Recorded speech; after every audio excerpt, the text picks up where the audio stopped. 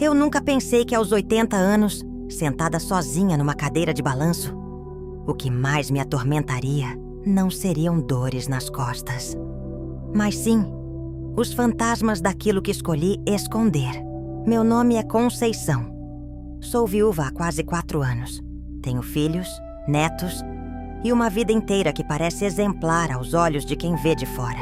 Mas hoje, eu vou contar o que ninguém nunca soube, porque não quero levar isso pro túmulo como se tivesse sido santa. Meu marido morreu me chamando de amor, mas ele não sabia que durante 30 anos eu fui infiel. Sim, 3 décadas de mentira. É estranho colocar isso em palavras depois de tanto tempo. Mas chega uma fase da vida em que a gente percebe que o peso da culpa machuca mais do que o medo do julgamento. Meu marido, Orlando, era o tipo de homem que toda mãe sonha pra filha. Trabalhador, gentil, sempre disposto. Nós nos casamos jovens. Ele tinha 25, eu tinha 21. Nossa vida foi simples, mas cheia de respeito. No começo, eu acreditava que seríamos eternos. Mas a rotina, o silêncio e a solidão emocional foram me corroendo aos poucos. Aos 40 anos, eu me sentia invisível. Nossos filhos já estavam crescidos. O Orlando vivia cansado do trabalho. E nossas conversas giravam sempre em torno de boletos, comida ou notícias da televisão. Eu sorria, mas por dentro morria um pouco todo dia. Foi nessa fase que o Edmundo apareceu. Um professor de literatura aposentado que passou a frequentar a biblioteca do centro comunitário onde eu era voluntária. Ele era 20 anos mais velho que eu, viúvo, elegante e com uma voz que parecia ler poesia até quando pedia um copo d'água. Não era bonito, mas era encantador. E quando me olhava, eu me sentia viva. Você fala com o olhar, Dona Conceição, sabia? E ali começou o que eu mesma, no início, chamei de amizade. Mas não era só isso. Era fome de ser ouvida. Era carência de toque, de afeto, de reconhecimento. Nos víamos todas as terças. Ele lia poemas, me contava histórias da juventude, segurava minha mão como quem segura uma relíquia. E eu me deixei levar. A primeira vez que aconteceu algo além foi numa tarde chuvosa. A biblioteca estava vazia. Ele me ofereceu um lenço porque eu estava com os olhos marejados após ler um trecho de Dom Casmurro. Ele disse: Toda mulher tem um lado capitu, e todo homem teme o que não entende. Depois disso, me beijou. E eu não resisti. Voltei pra casa me sentindo suja e eufórica ao mesmo tempo. O Orlando estava na sala vendo futebol. Me deu um beijo na testa. Fez bom tempo no centro hoje? E eu respondi com um sorriso, escondendo um crime nos lábios. Eu deveria ter parado ali, mas não parei.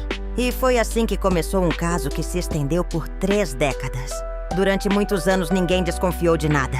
Nem meu marido, nem meus filhos, nem os vizinhos. Eu era a esposa exemplar, a mãe cuidadosa, a mulher que todos elogiavam pela bondade e pelo jeito firme e doce ao mesmo tempo.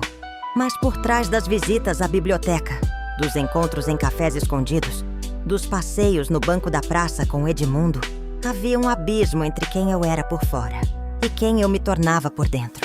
Eu vivia em 2 mundos. Com Orlando, eu cuidava da casa, da comida, dos detalhes da vida. Com Edmundo, eu falava sobre o que sentia, o que sonhava, o que me doía. Você é uma mulher linda, Conceição. Linda de alma. Pena que vive aprisionada nesse papel de esposa. Eu queria acreditar que era só um refúgio, que era um escape e que em algum momento tudo voltaria pro eixo. Mas os anos passavam e eu não parava. Mesmo quando meu filho mais velho casou, mesmo quando minha filha engravidou, mesmo quando Orlando ficou doente pela primeira vez com uma infecção nos rins, eu continuava dividida, presente em corpo para um, inteira em sentimento para outro.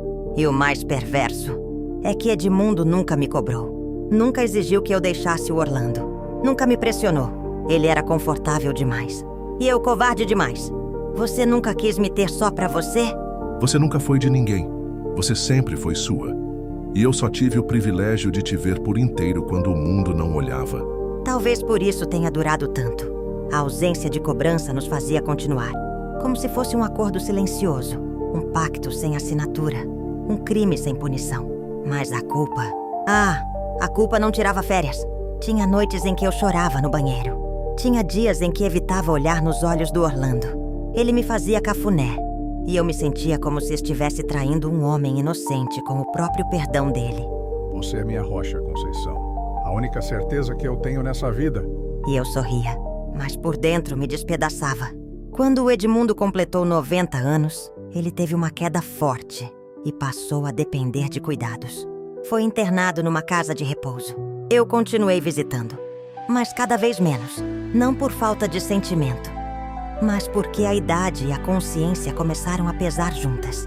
Na última vez que o vi, ele estava deitado, com os olhos fechados. E quando abri a porta, ele falou fraco.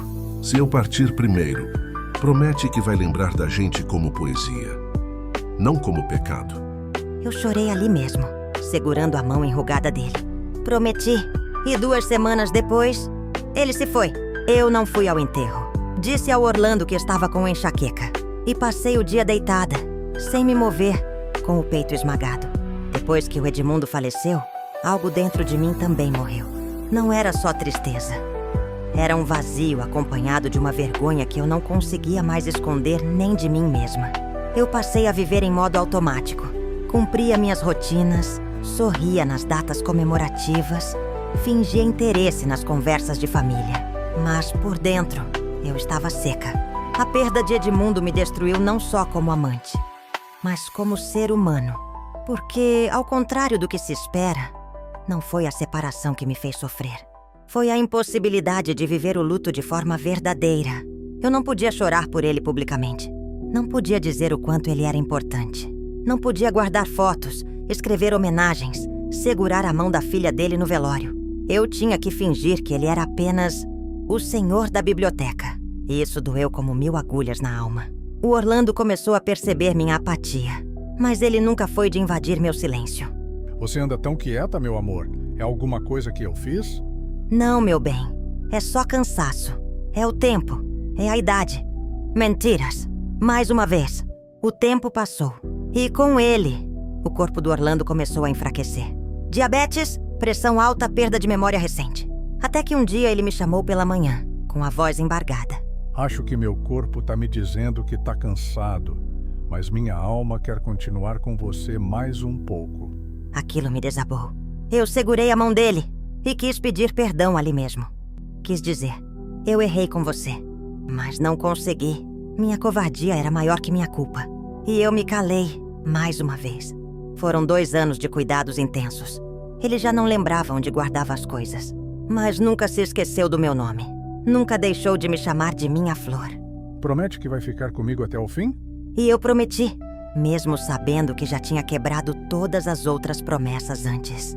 Quando ele ficou acamado, os filhos se revezavam nos cuidados. Mas eu fazia questão de dar o banho, preparar o mingau, trocar os lençóis. Era minha forma, patética e tardia, de tentar compensar o imperdoável. Ele morreu em casa, num fim de tarde calmo, com minha mão sobre o peito dele. E a última frase que disse foi: Obrigado por tudo. Você foi o grande amor da minha vida. Eu sorri, beijei a testa dele e chorei como nunca tinha chorado antes. Mas não de saudade, de culpa. O enterro do Orlando foi simples, bonito, cheio de flores. A vizinhança inteira compareceu. Os filhos fizeram discursos emocionantes. Me chamaram de mulher forte, de esposa dedicada, de exemplo de companheirismo. E eu só chorava. Chorava de vergonha, porque todas aquelas palavras bonitas eram espadas entrando no peito. Todo aquele reconhecimento era para uma versão de mim que nunca existiu de verdade. Depois do luto oficial, os dias viraram cinza. A casa ficou vazia. Os armários cheios demais. A cama larga demais. E o silêncio gritava. Foi nesse silêncio que a culpa ganhou voz. Uma voz rouca, amarga, que me dizia: você o traiu por 30 anos. Ele morreu achando que era amado por inteiro. Você nunca teve coragem de se redimir. Você enganou um homem bom. E agora é tarde. Hoje, aos 80 anos, eu acordo todos os dias às 6h da manhã. Tomo meu café sozinha. Fico olhando a cadeira vazia na varanda. A mesma cadeira onde ele costumava ler o jornal e me dizer: quando você sorri, parece que o mundo fica mais leve. E eu não sei mais sorrir. Meus filhos ainda me ligam. Meus netos me visitam nos fins de semana. Eles me tratam como uma mulher sábia, respeitável.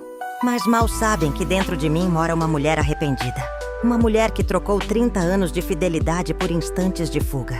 Que amou 2 homens, mas mentiu para o único que merecia a verdade. Às vezes, quando olho para o céu, me pergunto se o Orlando sabe. Se lá de cima nele descobriu. E se descobriu, se ainda me perdoaria. Mas talvez o verdadeiro castigo seja saber que eu nunca saberei. Carrego esse segredo no coração como se fosse chumbo. E escrevo isso aqui não por coragem, mas por necessidade. Porque se você chegou até aqui, precisa ouvir isso. A traição não é só o que você faz escondido. É o que você nega mesmo diante de um olhar puro. É o que você carrega depois, quando já é tarde para voltar atrás. É o veneno que parece doce no início e vira fel na velhice. Eu tive tudo e perdi o essencial. E agora tudo que me resta é o arrependimento. Hoje ninguém mais me chama de minha flor. Ninguém mais me espera na varanda. Ninguém mais me olha como o Orlando olhava. E eu só existo, vivendo o resto dos meus dias como um lembrete vivo de que não existe prazer que compense trair um amor verdadeiro.